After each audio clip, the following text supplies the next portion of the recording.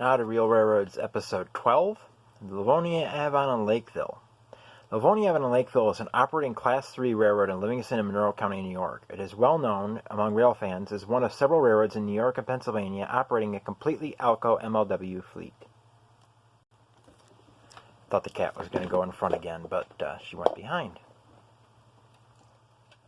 It started as operating trackage between Livonia, Avon, and Lakeville, serving mainly the agricultural and sweetener industry. It interchanged with Conrail and Avon, New York, which had inherited the Erie Railroad's Rochester branch. In 1996, they acquired the Erie Rochester branch from Avon to the suburbs of Rochester, New York from Conrail, and began interchanging with Conrail at Genesee Junction near the airport in Chile, New York, and the Rochester and Southern in Brooks Avenue Yard right next to the airport in Chile, New York. They serve multiple industries, but most of these are on their original trackage in Livingston County. The railroad is predominantly north-south, with short bits of east-west trackage in Monroe County. The railroad road train leaves Lakeville and runs the interchange in Monroe County, but I will describe the railroad on the way back. The LA&L interchanges the RSR and the latter's Brooks Ave Yard, which runs right along the west side of the Greater Rochester International Airport between the Erie Canal and Gates, New York, and Behan Road in Chile, New York. Reaching this yard requires that the LA&L pull onto the RSR tracks at Genesee Junction and then shove their train approximately 2 miles north into the yard. Leaving, they then pull their cars back to Genesee Junction and shove into the yard there. Adding the cars from the RSR, the cars left by the CSX local. They then run around the bunch and depart Genesee Junction eastbound, paralleling the CSX West Shore branch to Mortimer Junction, where the Erie branch had crossed the NYC West Shore. At Mortimer Junction, the LA&L splits. A branch line, formerly the Lehigh Valley, runs southeast across US 15 and along Marketplace Mall to reach Matthew Fields Lumber and a feed dealer in Calkins, New York, on Calkins Road in Henrietta, New York. The main line turns south onto the former Erie, heading south to southwest, crossing various roads in Interstate 90, heading towards Avon. The next point of interest is Rochester and Genesee Valley Railroad Museum and Industry, New York, on Rush Scottsville Road, aka NY Route 251 in the town of Rush, New York. This is an operating railroad museum with multiple locomotives and pieces of equipment that does excursions partnered with the New York Museum of Transportation, which is connected via a trolley line. The line continues through the town of Rush in Monroe County, crossing the old Lehigh Valley and NYC Peanut Line railbeds, and then meeting up with East River Road and paralleling it across the county line into the town of Avon in Livingston County. About a quarter mile after crossing the county line into the town of Avon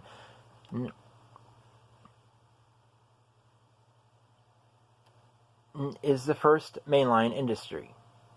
East River Road curves slightly away to the east around Howlett Farms. Howlett Farms is a large grain-type complex with 15 galvanized steel silos, some small tanks, and 3 buildings.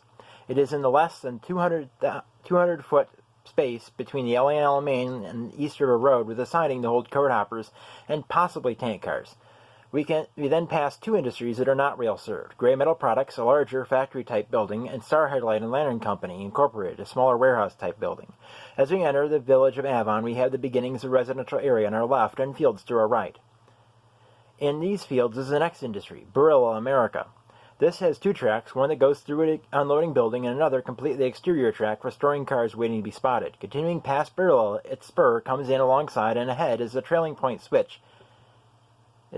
But before this, you see a facing point switch to your left. Yeah. This is the beginning of the former Erie Railroad's yard in Avon, and where the LA&L once interchanged with Conrail. To your right is what would have been another facing point switch if it was still there. This right away is the north leg of the Avon Y, where the Erie-Avon branch joined the Erie-Rochester branch. The Erie-Avon branch ran east-west from the Erie branch between Attica and Batavia, New York. It was abandoned many years ago, though the bridge over the Genesee River still is in place and is part of the Erie-Attica Trail along with the right-of-way. Now, I just downloaded an app, and I thought it connected between Attica and Batavia, but it turns out the Erie went up to Batavia and then turned and came across to Avon.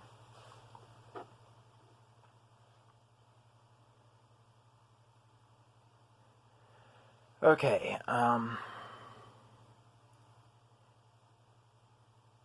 yeah. It was banned many years ago, though the bridge over the Genesee River still is in place and is part of the Erie Attica Trail along there with the right-of-way. And the former Y is another industry that is not rail served. Insert name here. I must have forgotten to look up the name of this industry. Oh well. Passing this, the Avon Yard really begins with a third track coming out of the one parallel to you, and a fourth track coming off the main and running along a few hundred feet before joining the main right where the south leg of the abandoned Y does.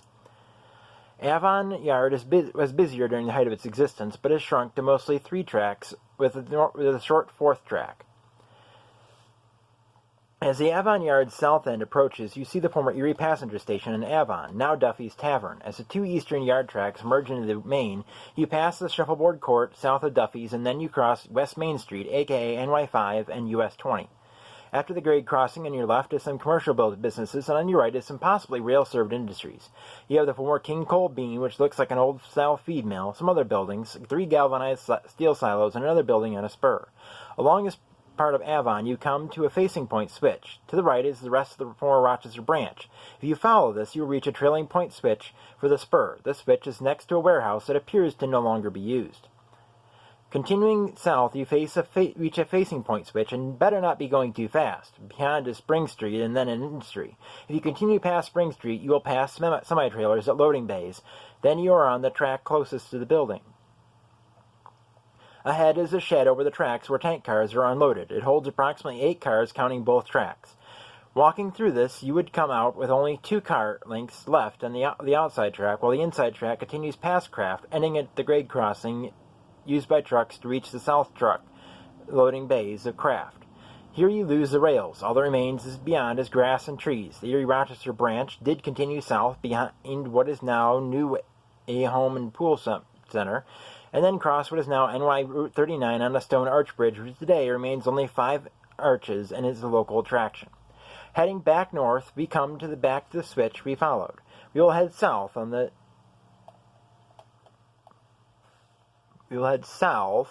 I lost my place, on the other track, heading left instead of right. We can't come back to Spring Street, crossing this time at a bridge. We then leave the village southbound, crossing through rural landscape where there is a siding used for car storage. The line then starts to curve eastward, entering the town of Geneseo, parallel to Canisius Creek. Following the creek, the LA&L enters the town of Avon yet again, crossing Interstate 390 and then turning south, reaching Canisius Lake Junction at the Avon Livonia town line. Here we have another split in the tracks, following a siding.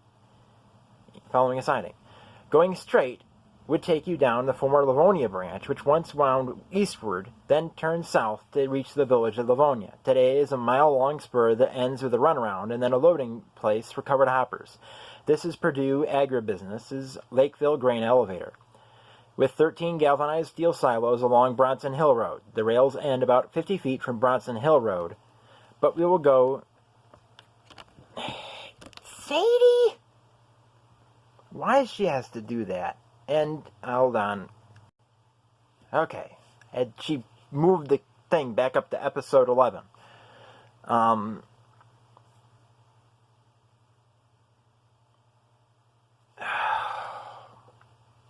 lost my concentration. Yeah. But we'll go to the right. A half mile or less down the tracks, we enter Lakeville Yard. This fairly good-sized yard has 2 stub-end tracks and 5 double-ended tracks to the left or east, and 7 double-ended tracks to the right or west. Continuing south as the east side of the yard ends, you can see the LA&L shops. These were once open to the public with written permission from the LA&L office, as was the office.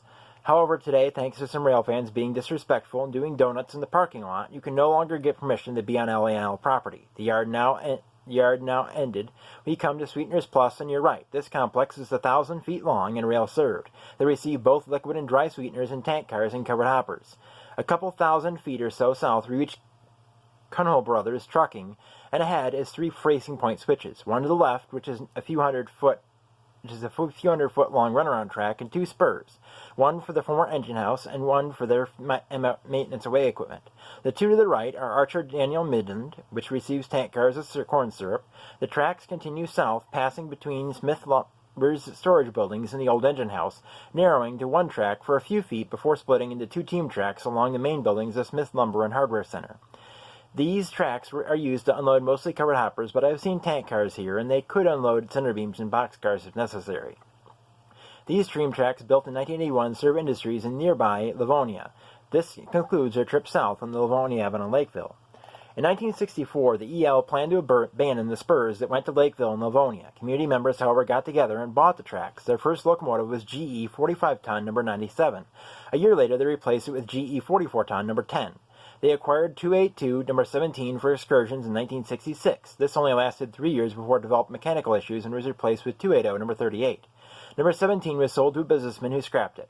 LA&L bought their first Alco diesel RS1 number 20 in 1972. In 1975, number 38 was stored, needing major boiler repairs. LA&L just tried to acquire the Erie Avon branch in the formation of Conrail, but this did not happen.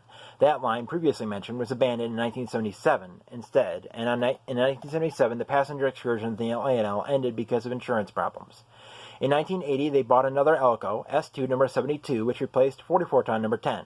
The line to Livonia was abandoned in 1981 after a bridge became unsafe and funding for its repair was not available.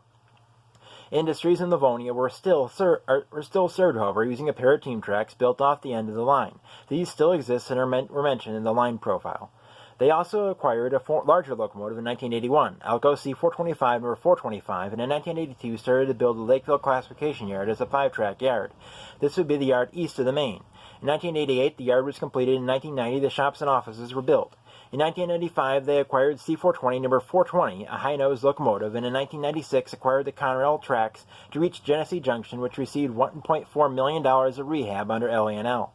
Also in 1996, the LA&L bought the Champaign Railroad, which was named Bath and Havensport Rail Corp., giving them two Alco S1 switchers, numbers 4 and 5. Number 5. They acquired 4 additional locomotives in 1996, 4 Alco C424M road switchers, which would sit unused for a while. In 1997, with the Conrail split coming, LA&L successfully petitioned to connect to the RSR, NS, and CP, gaining trackage rights through Genesee Junction to the RSR, trackage rights on RSR to their yard, and haulage rights over the RSR to Silver Springs and the interchange with the NS and CP. Through the years, they have added more locomotives, upgraded track to handle 25-mile-per-hour running instead of 5 to 10 miles per hour, and acquired the former Erie Main Line, then called the Meadville Line, which is the western New York, Pennsylvania. They temporarily had partial control of the Ontario Central Railroad, which today is a Finger Lakes Railway Company, Finger Lakes Railway property. ONCT RS-36 number 418 is now LA&L 418. The LA&L and its subsidiaries run 4-axle Alco road switchers primarily. WNYP used to use 6-axle Alco MLW road switchers primarily. However, these were replaced with derated AC6000 CWs acquired from CSX. Some remain in the property in storage and have been reactivated for special moves like a train of intermodal equipment to be stored on the WNYP. They operate daily with 2 trains, the switch job that handles the yard and Lakeville switching. This is Livonia, Avon, and Lakeville I'm talking about, not the other. And the road job that handles interchange traffic along with switching industries along the way. According to a listing of railroad jobs available in the area, Sweeteners Plus handles the switching of the 7 tracks west of the LA&L Main in Lakeville, along with pulling and spotting cars at the complex. The Livonia, Avon, and Lakeville is actually one of the railroads I will be modeling, and hopefully by the time I record this episode, I will have filmed them. Unfortunately, I have not recorded. I wrote this script a month ago, and I had hoped that I would get over and record them, but unfortunately that has not happened. I don't know when it will. I'm still hopeful. They run through at around 2 p.m. They get to Industry going northbound. I'm hoping to get over there, but I just haven't. I don't think about it when I'm up, and I think about it like now when it's too late, or when I'm out doing something else, and that's not going to happen. Next week's episode is going to be on the Genesee Valley Transportation, I believe. That's the next title I have here, and then after that it's Buffalo and Pittsburgh. I'm not sure what I'm going to do on that. I'm not sure. I have been falling behind in writing scripts. I've been doing other things, so I might So episodes 13 might be later than 2 or 3 weeks from now. But that concludes this episode. I don't know, and I'm trying to get some work done around the house, and that's more important than these episodes. So these next episodes 11 and 12 will be uploaded on time. This is episode 12. I don't know if episode 13 and 14 will be. We'll have to see what happens. Later.